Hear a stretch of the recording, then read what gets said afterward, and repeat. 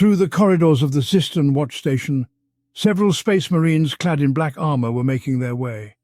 These were the neophytes of the Death Watch, veterans in their chapters. Here, they were forced to constantly train and memorize new data about the myriad Xenos. Currently, they were heading to a theoretical lesson conducted by one of the captains presently on the combat station. Entering the lecture hall, they discovered standing behind the lectern next to a hololithic projector, a space wolf large even for a space marine. He gestured towards the semicircular benches and, having taken a sip from his cup, addressed the newcomers. "I am Captain Brom, Silver Fang. Welcome to the Sistan station, brothers. We have not met before, but today I have been tasked with telling you about some of the most dangerous creatures you are about to encounter. Has any one of you fought against the Tyranids?" "Fought giant stealers on a space hulk for eternity, brother captain," replied one of the space marines, with the symbol of the ultramarines on his shoulder pad. "Ha, boy! After what I tell you, giant stealers will seem to you like harmless insects. Today we'll talk about biotitans. These creatures are only smaller in size compared to the Hive fleet ships, and go into battle only when the hive mind encounters the most stubborn resistance. Like all Tyranids, biotitans are armed with bioweapons and protected by thick, durable chitin. These Xenos, like other spawn of their kind, can adapt to any environment and change right before your eyes. To deal with such a creature, it's best to bring a company of super-heavy tanks and an artillery division. Even better, knights or a titan. The armor of Tyranids is structured such that charges from smaller caliber weapons simply bounce off the plates of its chitin. What else? Oh yes. Apparently biotitans are on one of the last steps of evolution before becoming living hive ships, as they have a symbiotic structure in which several other creatures have merged together, just as in the living ships. Therefore, if you see a huge hole appear in a biotitan, don't rush to celebrate. There's a high chance that the creature has survived and will continue to fight. Where these creatures came from, and how they evolved from a few non-standard specimens to the largest of monsters meant for devastating attacks, is unknown. Considering the peculiarities of the Tyranids' genetic material, even a small raid can, in a relatively short time, turn into a much larger invasion. If the creature is that resilient, wouldn't it be better to use a dreadnought and Terminator armor, brother captain? To tear open its chitin with a chain fist, or crack it with hammers? Asked a space marine from the Blood Angels. In theory, you could attack a biotitan with a knife if you wanted to, but that is not advisable. And here's why, Brom stated, and turned to the hololithic projector, trying to get it started. The image flickered persistently, and after several attempts to adjust quality by accessing the console, the captain, with a quiet grumble, kicked the hololithic projector as if he were a tech priest, upon which it immediately started to function properly. "Please focus on the screen. Now we will examine the armament of the biotitan and then their types. In close combat, this type of Tyranids fights with razor-sharp claws capable of slicing through armorplast and ceramite. Moreover, the claws are studded with tiny shrapnel needles, which the biotitan uses as a form of light anti-infantry weaponry. Another type of melee weapon they possess are tentacles. Thick as ropes, these sinews are crowned with sharp talons, tearing through everything in their path. Additionally, upon impact, they inject acid, which possesses highly corrosive properties, simplifying the destruction of heavy infantry and machinery. Furthermore, the tentacles seem to possess their own intelligence, or more likely, each is controlled by its own neural node. And while the biotitan breaches defenses, they protect it from sudden close combat attack. A space wolf chuckled and stepped out from behind the podium, which concealed half his body, showing the other marines that his body below his chest was entirely augmetics. "I am a living example of why one should not engage a biotitan in melee. Although I got off lightly, I left all my brothers in that damn battle, and after recuperating on Fenris, Logan Grimnar sent me here saying that now I am more a son of Gorgon than of Russ. All right, you'll hear the sagas later. Let's continue," said the captain, returning to the podium. "The ranged weaponry of the Tyranids of this type is no less dangerous than that of the machine god's Adeptus Mechanicus. Probably the most harmless variant is the bile launcher, which ejects a glob of jelly-like caustic slime capable of burning through flesh and bone within seconds. Armored targets might last slightly longer, but even they will disintegrate into a pile of rusted metal within minutes. What's even worse, bile launchers have a significant splash radius upon hitting a target. Small droplets of acidic slime are unlikely to damage battle tanks but can easily kill infantrymen who fail to find cover. Another such weapon type is the pyro-acid spray. It releases under high pressure a triple jet of highly corrosive acids which cuts through plascrete and steel as if it were hair. The interaction between the acid and oxygen generates such heat that the streams ignite upon exiting the nozzle. And where the scorching acid passes, the target area quickly becomes enveloped in tongues of flame and bursts of explosions. The biocannon and stinger salvo differ from the previously described types in their projectiles and range. The biocannon is a 3-barreled symbiotic weapon that accelerates a heavy chitinous projectile to immense speeds using muscular energy, as if it were a railgun of the Tau, not living flesh. Surely, at such a speed, the biocannon pierces any armor as if it were mere cardboard. And if the target manages to survive such damage, they will be devoured from the inside by mycetic spore. Meanwhile, the stinger salvo serves as an anti-infantry defensive weapon. Hundreds of sharp long needles containing deadly poison, capable of killing an Astartes, shoot out of the barrel at tremendous speed, quickly replaced by new ones in their stead. The only comparison that comes to mind is the assault cannon of a dreadnought, only it fires slower. Pausing for a moment, the captain continued after sipping from his cup. The last type of weaponry for the Biotitan is designed for mass destruction of enemy forces. This includes the spore pods and cluster spines, capsules containing virulent spores usually found on the backs of tyrannids explode, filling the area around the Biotitan with deadly spores. These spores, upon contact with living organisms, pierce the flesh and inject scorching filamentous offshoots. Biotitans can detonate the capsules either as a saturated cloud over a small area or as a vast accumulation of spores to cover a larger territory. As spore pods are quickly consumed, biotitans carry enough of them to last an entire battle. The principle of the cluster spines involves the release of large chitin offshoots from the bioorganism, which, due to muscular spasm, are shot out at high velocity and explode upon impact, scattering sharp fragments over a vast area.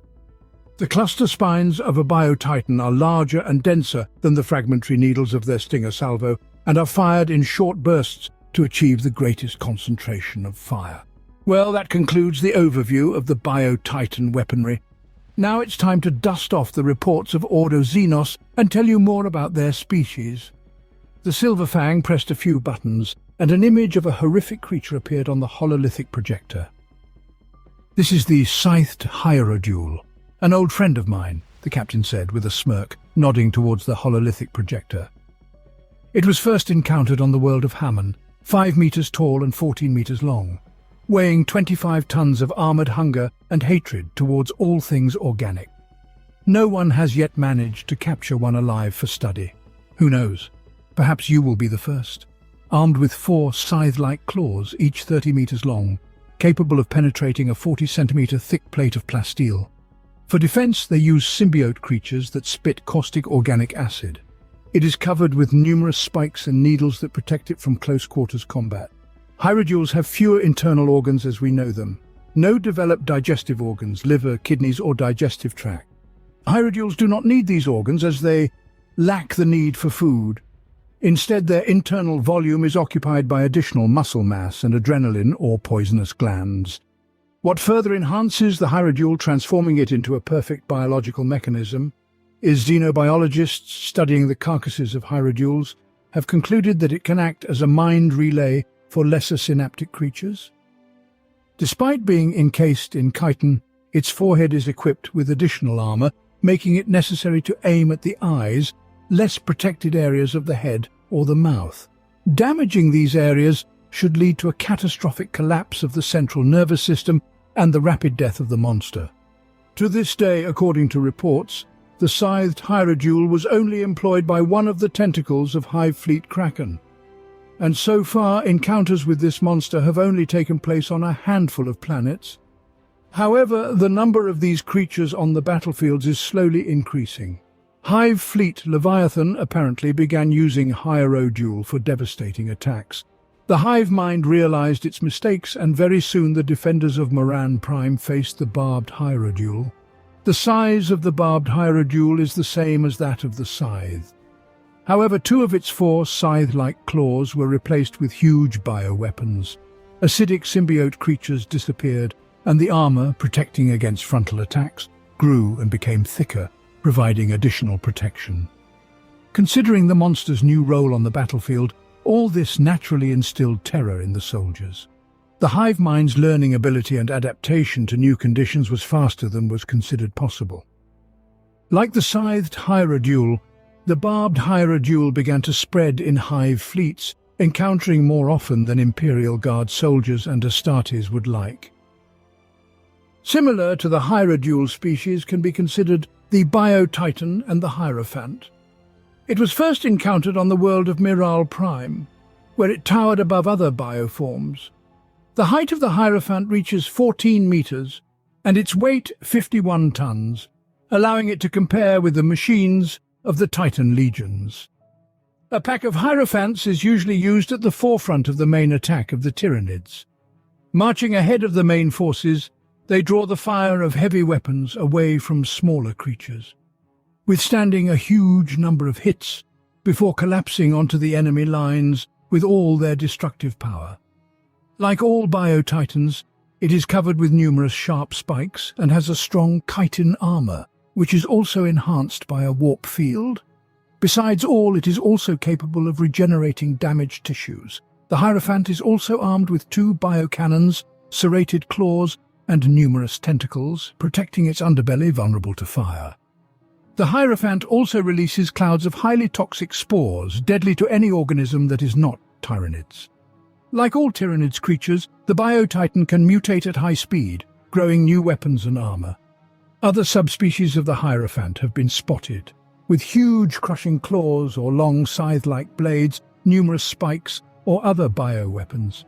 Enraged, a Hierophant is nearly unstoppable, and only the incredibly powerful weapons used by the Titan legions stand a chance of defeating it before it tears through enemy formations. So they all move only on land? Ultramarin's captain interrupted. Of course not, the captain replied. For instance, the Kraken of Fenris, as xenobiologists believe, is also a Tyranid bioform. Krakens are the most terrifying inhabitants of my homeland. Lurking in the ocean depths, they emerge to the surface only during Hellwinter to feast to their fill. A mature creature can reach up to 5 miles in length with 20-mile tentacles.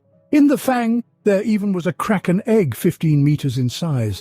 But once it hatched, small kraken spawns spilled out, whom my brothers slew.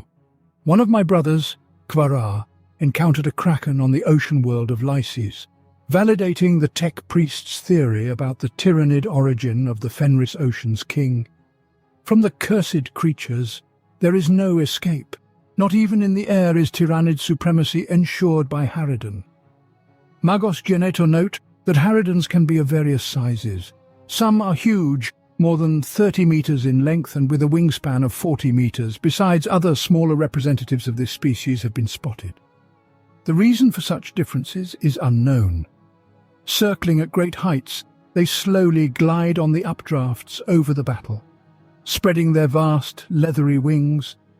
Harridan patiently waits before diving from above to rain down a barrage of projectiles from 2 massive biocannons, or it attacks tanks in flight, exposing 2 gigantic claws, or else snaps up infantry with heavy fanged jaws. It is armed with ominous means to attack any target. A strike with 2 primary claws at high speed can penetrate any armor. Another tactical task of the Harridan is the birth and transportation of gargoyles, smaller flying Tyranid bioforms. It is believed that gargoyles are not resilient enough for movements over super long distances, but it is known that they can travel on Harridan, using their spikes and claws to cling to the larger creature. When a black shadow of Harridan passes over the ground, gargoyles gradually descend, unleashing fire and destruction on the heads of enemies below. When a multitude of Bio-Titans gather for a large-scale attack, a fleet of gargoyles flying with them darkens the sky. Certainly, being a biological creature, Harridan is slower than an airplane in a straight line, but its long, flexible body is much more maneuverable, allowing it to dodge anti-aircraft fire and enemy fighters. Harridan lacks the speed for effective close combat with the fighters of the Imperium, although pilots in their reports tell of how it intercepted a plane flying too close, and also about Harridan sacrificing itself in a suicidal aerial ram, the result of which is the destruction of both the plane and the monster. According to Magos reports, a Harridan has no legs or claws, so theoretically, once it takes to the air, the creature can never land again and spends its entire life in the sky. Other xenobiologists believe it can land and slide on its belly like a snake. However, none of these theories has been confirmed thus far. A variant of the Harridan is called a vituperator, but while the Harridan acts as a monstrous brood mother to swirling flocks of gargoyles that clear the area ahead of the main bulk of the tyrannid swarm, the vituperator serves as the matriarch of swift tyrannid flocks. When the black shadow of the vituperator flying in the skies sweeps over the battlefield, it serves as a warning for Imperial forces that the hive mind is directing its prime forces into the fight. The armament of the vituperator includes formidable bioweapons and numerous claws. Moreover, they possess lethal bioplasmatic breath. Vituperators are protected by century-grown armored chitinous plates, and these creatures also act as psychic resonators, enhancing the connection of lesser brood creatures with the hive mind. I still can't grasp if they are strong synaptic creatures capable of acting independently and controlling lesser forms, or if they are directly controlled by the hive mind, asked the hitherto silent Raven Guard Space Marine. Magos and Inquisitors are still debating that, son of Corax. However, there exists a bio-titan which is mentally equal to or surpasses a hive tyrant. Its name is Dominatrix. This massive creature with a complex structure is capable of withstanding tremendous damage and possesses numerous bioweapons and claws. Dominatrix can also induce an uber-powerful warp energy pulse at the enemy, released as a scalding sphere of light, more precise and focused than a laser beam. It appears no longer than a second, but in that time it manages to burn through both Titan buildings and infantry, as well as leaving the landscape scarred with enormous wounds. Dominatrix consists of two beings at once. On its back sits a second creature, partially submerged in the flesh, where it clings with hooks and thorns. Externally, it resembles a clump of twisting tentacles and pulsating arteries. Whichever of these two creatures is the true Dominatrix, together they possess the brute force of the wildest tyrannid creatures, incredible psychic might, and a direct connection with the hive mind. Its internal organs are protected by a massive hard carapace several feet thick. Dominatrix uses its colossal psychic powers for defense against attacks and healing wounds. It generates a field of warp energy that can send projectiles fired at it directly into the warp. According to reports from those fortunate enough to encounter Dominatrix, there is an overwhelming sense of fear and revulsion in its presence due to its grotesque appearance. The psychic aura of Dominatrix also extends to lesser tyrannids, as under its influence, they come under the control of the Bio-Titan. In the wake of a swarm under the direct command of a Dominatrix, it acts with supernatural efficiency and demonstrates unparalleled tactical genius in battle. Fortunately, such creatures are exceptionally rare, found only among the strongest Tyrannid hive fleets. Mechanicus forces were assaulted by a Dominatrix on the Forge world of Graia. After the creature's death, entire tendrils of the hive fleet Kraken were paralyzed for nearly 7 standard Terror days. These were among the most well-known and studied Bio-Titans. There exist several other variants about which not much information is available. A Norn Queen exists only within some Tyrannid hive fleets. This creature is a gigantic biofactory, producing smaller life forms. It is capable of assimilating biomass and using it in endlessly diverse ways for the better adaptation of the Tyrannid race. Every creature from the myriad organisms of a Tyrannid swarm, all of them spawned by Norn Queens. The Ultramarines can boast of the killing of such a creature. Brom pronounced his last words, especially solemnly, looking at the Space Marine from this chapter. Receiving no response, he continued, "Hierophants. There is little information about them. They are colossal Bio-Titans, not transmitting the will of the hive mind as the Dominatrix does. but incredibly aggressive and massive. They furiously charge ahead to destroy everything in their path. Hierophants were once mistaken for a hierophant, but this inaccuracy was corrected after the rediscovery of reports from a missing inquisitor, armed with claws, cluster spines, and other bioweapons intended for close combat. The exact dimensions of their armor are unknown, but likely on par with the hierophant. Well, I have told you about all known Ordo Xenos and Biotitans. In conclusion, I can share my experience battling a hierophant. I think it will be of use to you. We encountered it at the walls. Brom was interrupted by the sound of a Vox message, to which he displayed his displeasure with his entire grey face. Brother Captain Brom is urgently required on the command deck. Other Space Marines are to continue their daily rituals according to their schedule. By Russ, what has happened? Mumbled the Silver Fang, and with the hum of his augmetics, he moved toward the elevators, leaving the Space Marines alone with their thoughts.